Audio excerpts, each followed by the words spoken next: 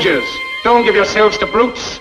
Men who despise you, enslave you, who regiment your lives, tell you what to do, what to think, and what to feel, who drill you, diet you, treat you like cattle, use you as cannon fodder. Don't give yourselves to these unnatural men with machine minds and machine hearts. You are not machines, you are not cattle, you are men. You have the love of humanity in your hearts. You don't hate, only the unloved hate, the unloved and the unnatural. Soldiers, don't fight for slavery, fight for liberty. In the 17th chapter of St. Luke it is written, the kingdom of God is within man, not one man nor a group of men, but in all men, in you. You, the people, have the power to create machines, the power to create happiness. You, the people, have the power to make this life free and beautiful, to make this life a wonderful adventure.